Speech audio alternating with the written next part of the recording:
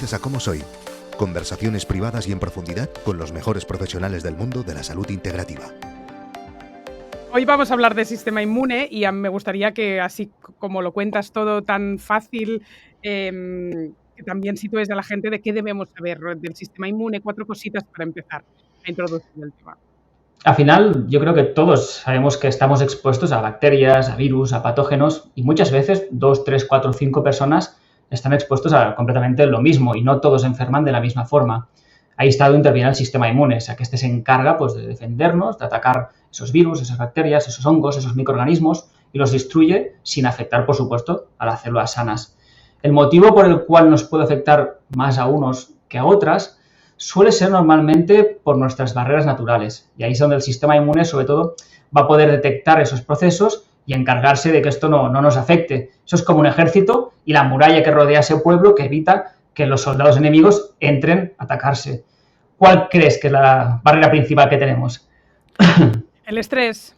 Bueno, sí, el estrés es un factor limitante y que nos empeora el sistema inmune, pero en cuanto a barrera, o sea, esa muralla que protege esa ciudad sería la piel. La piel realmente es el órgano más grande de todo nuestro cuerpo y es la que está evitando durante más tiempo que esos microorganismos puedan entrar hacia afuera, que son pues, microorganismos externos, y lo que va a hacer no solo evitar que entren, sino incluso facilitar la expulsión de toxinas. Cuando sudamos, por ejemplo, mediante una sauna o un ejercicio físico, es un sistema de expulsión de toxinas. Y la piel es el primer protector. Y no es de extrañar que la gente diga, es que tengo la piel seca, o cómo es que la piel tiene un pH más bajo, o por qué tengo células sebáceas. Esos son mecanismos de defensas que nuestro cuerpo hace para defenderse de agentes externos. Y de hecho, luego también en otras murallas, podríamos decir, de ese edificio, que igual están menos protegidas, pero sí que es verdad que tienen sus mecanismos de defensa, como son pues, otros orificios o mucosas, como la boca, la nariz, los oídos o incluso la propia vagina en las mujeres. Todos estos tienen sus mecanismos de defensa, pues la saliva, los mocos que tenemos, los pequeños pelillos en la nariz, lo que sería el ácido clorhídrico del estómago, que va a destruir ciertos tipos de patógenos. O sea, todas estas barreras van a hacer que nos defendamos y que luego, si eso pasa, ya interviene nuestro sistema inmune, que si quieres hablamos brevemente. Pero tenemos esas pequeñas barreras que son mecanismos de defensa, que por ejemplo otras barreras pueden ser la tos o la temperatura corporal. O sea, la temperatura corporal cuando sube, por ejemplo, la fiebre, lo que hace es debilitar el propio patógeno o microorganismo. Así que ojo con los antifebriles a la mínima porque también tienen sus inconvenientes. Y la tos lo mismo, hay antitusivos, pero la tos es un mecanismo que si tenemos microorganismos, ¡fum!, los expulsemos hacia afuera y que no nos afecten antes de que se pueda encargar el sistema inmune. ¿Cuántas veces hemos oído esto de mantén la fiebre que se está reforzando justo el sistema inmune? Pero bueno, tendrías que llamar a mi madre y contárselo por NS, porque no hay manera. Este niño está hasta 37,3 y ya me está sacando allí la medicación y un momento, a 37,3, un momento. Pero no somos capaces de, en los niños sobre todo, y hablo también por mí, de tener tolerancia a estados febriles. Tienes la sensación que se encuentran mal y que necesitas que se encuentren bien y que la resolución llegue rápido y que no sufran. Y es increíble. Así es. Es la costumbre al final que se ha tenido a lo largo de todo este tiempo y son patrones que es difícil de ir cambiando en esta situación. Pero has dicho, ojo, o sea que defenderías aguantar un poco la fiebre para mejorar nuestro sistema inmune. Exacto, correcto. Sí que luego lo que digo, ahora sí que hablamos brevemente de lo que es el sistema inmune, los dos tipos principales, y no malinterpretemos con esto. O sea, no, si estamos a 39 de fiebre, 40, está claro que tienes que hacer algo, pero que tener, como dices, a 37,2, 37,3 es un mecanismo de defensa que nuestro cuerpo tiene. Así es. ¿Cuáles son estos dos tipos de sistema inmune que existen? Allí principalmente serían dos, que es lo que es la respuesta innata del sistema inmune o la respuesta también lo que es adaptativa. Si hablamos, por ejemplo, antes como un ejército, antes hemos dicho que las barreras naturales es la muralla que va a rodear todo ese pueblo. Luego, ¿qué sucede? Que si el enemigo ya ha entrado dentro de la muralla, ahí tenemos pues diferentes tipos de ejércitos. Los que son los de delante todo, que los pobres son los que siempre pillan más, los que siempre acaban sufriendo, esa es la respuesta innata. Es la primera línea de defensa, por decir una forma, que cuando hay un tipo de patógeno, de virus, de bacteria, lo que hace es pues intentar luchar de forma indiscriminada, o sea, inmediata también, que lo que hace es intentar pues destruirlo. Y eso suele ser las primeras horas de esa exposición a ese virus en estos aspectos. Y la opción principal que tiene esta primera línea de defensa, que es la innata, como decía, es no solo destruirlo, sino también avisar a la segunda línea de defensa, que son los soldados que están detrás de esta. Esta segunda línea, por ejemplo, podríamos decir que es una línea un poco más lenta, o sea, que no es una primera fase, es una segunda fase que en este caso lo que hace, hay dos subtipos de esta segunda línea, que es la respuesta adquirida. Ahí hay lo que son dos tipos de linfocitos, que los linfocitos son células del sistema inmune, pero no vamos a entrar en detalle porque es un poco más técnico. Pero hay dos tipos, los linfocitos T, que es la inmunidad celular, que esta segunda línea de soldados es el que también va a destruir el patógeno que entra dentro de nuestra célula. Y los de detrás del todo, que son como las catapultas, que atacan desde lejos, sería la inmunidad humoral, que en estos casos son los linfocitos B, que esto es lo que hacen sería sobre todo reconocer los enemigos que ya nos han atacado previamente. Las vacunas, por ejemplo, intervienen con esto, o sea, no atacan el patógeno, sino nos dan una memoria celular. Entonces, eso sería un poco, muy brevemente, las barreras de la primera línea de defensa, que es la piel, la mucosa intestinal, mucosa bucal, mucosa vaginal, entre otros. Luego, una vez que han entrado, interviene el sistema inmune, que es lo que sería la innata, la primera línea de defensa, que se dedica a combatir en primera instancia ese patógeno, y la segunda línea, que se trata de acabar de destruir lo que no ha podido hacer nuestra primera línea y recordar para el día de mañana esos tipos de microorganismos, por decirlo de una forma. Tres filas que tenemos que combatir. Qué complicado, que todo funcione bien. Suena a que alguien o de primera o de segunda o de tercera en algún momento estará jodido, seguro. Todos estamos jodidos en un momento u otro, eso está claro. Otra cosa es aceptar que estás jodido y dejar que el virus pase, que esta es otra, ¿no? Tenemos una obsesión por el intervencionismo y muchas veces... yo me he apurado muchísimo por procesos virales, también depende del virus, lo podemos hablar. Hay virus más jodidos que otros seguro, y no sé si nos quieres poner algún ejemplo, pero que a veces es como que el propio cuerpo ya lo resuelve y no hay que hacer nada ni tomar nada, porque a diferencia de una bacteria, un virus no lo puedes matar, por ejemplo, con un antibiótico, ¿verdad?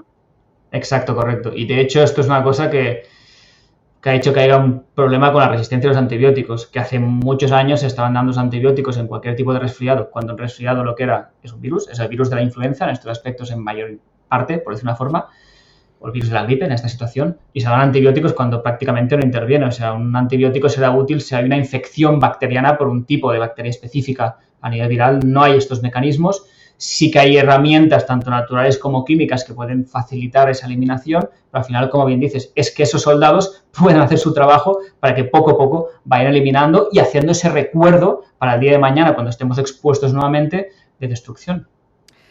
Ponnos algún ejemplo que dices, oye, si tienes este virus, o sea, el nombre del malo malísimo de la película en el que tú dirías, ojo, vamos a buscar un tratamiento, o por el tiempo, de decir, este no da por saco, pero si te aparece en 3 analíticas a lo largo de 1 año y medio, te está jodiendo la salud seguro porque hace demasiado tiempo que lo tienes. ¿Nos podrías poner ejemplos de nombres y apellidos y duración? Bueno, yo creo que ahí, por ejemplo, lo que dices, o sea, virus que igual nos tenemos que preocupar menos, pues sería un virus de la influencia, un virus sincicial, que son los virus de resfriado comunes, que son mucha gente, es que he pasado frío y me he resfriado. O sea, te has resfriado porque ha entrado un virus, o sea, no porque has pasado frío. ¿Que el frío ha podido influenciar? Sí, pero ha habido ese virus que ha entrado en estos aspectos. Y eso, si nuestro cuerpo tiene la posibilidad de espabilarse por sí solo, no tenemos por qué preocuparnos y dejamos que nuestros ejércitos hagan sus funciones. Virus más preocupantes, y hay varios, por supuesto, pues tenemos, pues está claro, pues virus que pueden ser por transmisión, por ejemplo, sexual, pues como hay diferentes tipos ya, pues como una hepatitis, por ejemplo, en estos aspectos, un VIH, hay factores que se tienen que tener en cuenta y que, bueno, que hay personas que le han causado bastante problemática, no tenemos que engañarnos. Y ahí pues sí que tenemos que mirar e intentar mantenerlo lo más a raya posible para que tengan consecuencias en nuestra salud. Y ya no estoy hablando solo de que haya tratamientos médicos que se puedan hacer, sino también, pues más adelante hablaremos de cosas para el sistema inmune que de forma indirecta las podemos tener en cuenta también en estos virus más complejos, a pesar de que muchas veces se piensa que no hay nada que hacer. Hay cosas que pueden ayudar y luego hablaremos de algo que sea un poco más genérico a nivel de inmunidad o de ayudarnos en invierno u otros aspectos, también pueden servir en casos ya más complejos. ¿Te puedo pedir por 2 en concreto de cómo lo harías? Adelante. Epstein-Barr y Helicobacter pylori. Vale. El Helicobacter pylori ya no sería un virus, sería más bien una bacteria en estos aspectos. Es una bacteria, es verdad. Exacto. Entonces ya ahí yo, por ejemplo, en el Helicobacter pylori, así muy a grosso modo, se tienen que tener en cuenta muchas cosas, pero muchas veces una hipocloridria, que es una falta de ácido clorhídrico, que de hecho es una de las barreras que antes hemos explicado, hace que ese pylori prolifere con mayor facilidad. Una cosa que es fantástica es el orégano. El orégano ha demostrado inhibir lo que es la reproducción bacteriana del pylori, puede ser muy interesante. Y en Epstein-Barr, en estos aspectos hay varias cosas que se pueden tener en cuenta. Una de las que me gustaban más, digo porque ahí ha pasado, como lo que hemos dicho antes, era el Coriolus versicolor, conocido como cola de pavo, que es un hongo, una seta que se ha prohibido. Se habrá entrado en Novel Food y se ha retirado ya de todas las dietéticas que lo estaban teniendo. De hecho, nosotros lo teníamos en línea propia y lo hemos tenido que retirar, avisar a todas las tiendas que no se puede comercializar. Es una de las herramientas que más me gustaba, juntamente con una planta que más adelante podemos hablar de ella, que es la Artemisa nua, que también a nivel familiar también tenemos detrás mucha lucha con esta planta, y es una que también usaría en estos casos. Qué fuerte, me parece. Es una seta. Exacto. ¿Qué daño hace? ¿Por qué prohíben la comercialización de una seta? ¿Estamos locos o qué? Si se sigue vendiendo Coca-Cola y tabaco. Es que es increíble. Totalmente. Es de las setas que más estudios hay con sus efectos antitumorales. Yo creo que por ahí va un poco el asunto también. El lobby, claro. Con lo caros que son los tratamientos convencionales de cáncer como para que una seta resuelva cosas que tengan que ver con el cáncer. Vale, o sea, y siguiendo con la pregunta que te hacía, el cuerpo, si minimiza los factores de riesgo de tener alterado un sistema inmune, y ahora lo hablaremos, como por ejemplo un periodo de estrés cronificado, el cuerpo debería resolver por sí solo, sin nada, un Epstein-Barr, un virus más complicado, sea el Epstein-Barr u otro. Yo creo que, o sea, en algunos aspectos sí que hay personas que van a poder resolverlo por sí solo. De hecho, tú pides analíticas de Epstein-Barr donde miras los anticuerpos, los IgG, que esa es la memoria celular, es la última línea del ejército que hemos dicho.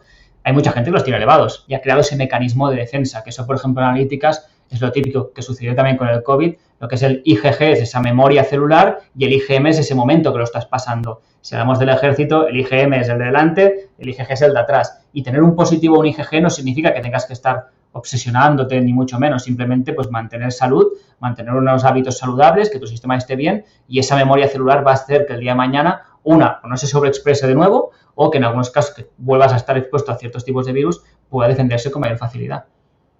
Eso es muy interesante que lo cuentes, porque la gente se autodiagnostica viendo sus propias analíticas y a veces no hacemos esta diferencia, porque muchas veces estos virus están en nuestro organismo toda nuestra vida y están ahí latentes, pero no han despertado de una forma que nos dé clínica. Es más, ¿no? Si te encuentras bien, a veces es muy loco preocuparse encima de la analítica porque dice depende de qué, o no, no lo sé, pero que a veces no hay clínica. Así es. O sea, yo creo que al final la clínica es lo más importante y luego evaluar todo lo otro. Que eso es algo que también, desde cuando hablamos antes a veces de un concepto de diferentes aspectos, a veces se sobreestima, o sea, no se tiene suficiente en cuenta la clínica y solo se tienen en cuenta las analíticas, que a veces yo creo que es tener un conjunto de todo para poder hacer una evaluación más buena de la persona que tienes adelante. Y lo de ese autodiagnóstico que decías con el pylori, que también el Helicobacter pylori, que es una bacteria que cada vez está creciendo más, sucede lo mismo. O sea, podemos ver los anticuerpos elevados, pues si el antígeno, que es en ese momento que estás padeciendo, es negativo, tampoco tenemos que obsesionarnos, porque al final todo está por algo. O sea, que también tiene funciones beneficiosas el pylori o incluso la cándida, que también con la cándida a veces hay miedos, hostia, vamos siempre a eliminar la cándida. Con la cándida hay estudios que nos ayudan a eliminar metales pesados, o sea, que tan mala no es tampoco. Al final es tener un orden, tener un equilibrio y ver poco a poco cómo va a ir evolucionando nuestro cuerpo, claro. Muy bien. Hoy hemos querido hacer un episodio muy práctico y le hemos pedido a Aleix que preparemos un episodio donde hablemos de alimentación y suplementación y fitoterapia para reforzar el sistema inmune. ¿Cómo debería ser la alimentación? Para empezar por ahí. A ver, la alimentación yo creo que es algo esencial. De hecho, a nivel del sistema inmune ya hay conceptos que se llaman inmunonutrición, o sea, que es cómo la nutrición puede influenciar nuestro sistema inmune. Y de la misma forma que a veces hablamos de micro y macronutrientes para sobrevivir o para nivel de perder peso o en un objetivo en concreto, también esos micro y macronutrientes también van a intervenir de forma directa en las funciones biológicas de nuestro sistema inmune. Para bien o para mal, depende cuál estemos aportando. Entonces, nuestra alimentación va a ser un factor detonante de cómo va a evolucionar esa inmunidad. Probablemente lo que quitemos es más interesante que lo que metamos, que muchas veces estamos hablando de los superalimentos y porque creemos que el discurso de alimentación libre de ultraprocesados ya está muy asumido, pero que se sepa no quiere decir que se practique. Y a veces es mucho más difícil retirar que poner, ¿no? Así es. Como bien dicen los ultraprocesados, yo creo que es lo primero que deberíamos eliminar y que lo que dices, todos lo sabemos y a veces parece que a pesar de saberlo y tenerlo tan claro, pues bueno, al final, yo siempre digo, somos golosos por excelencia en general y es una cosa que es difícil a veces eliminarlos al 100% en algunas ocasiones, pero que es lo que más importante tenemos que suprimir en estos aspectos. De hecho, ya se ha visto que los ultraprocesados, que estos aumentan el riesgo de cualquier tipo de patología, o sea, enfermedades crónicas de todo tipo, y por supuesto que también va a afectar al sistema inmune, claro. Al final son una mezcla de grasas trans, azúcares añadidos, de aditivos alimentarios, un cóctel, que ahí sí que el azúcar principalmente refinado puede ser un problema, pero es un cóctel de sustancias no muy buenas, por decir una forma, claro. Aleix, es la primera vez que hacemos una entrevista, pero espero que no sea la última, que estamos vinculados en algún proyecto porque algunas ideas de futuro tenemos. Así que te digo hasta pronto y muchas gracias por pasar por el podcast. En nuestra comunidad encontrarás el episodio completo con información detallada, con los abordajes y los tratamientos detallados por parte de nuestros invitados. Entra en comosoy.es o en comets.cat para seguir aprendiendo y mejorando cada día.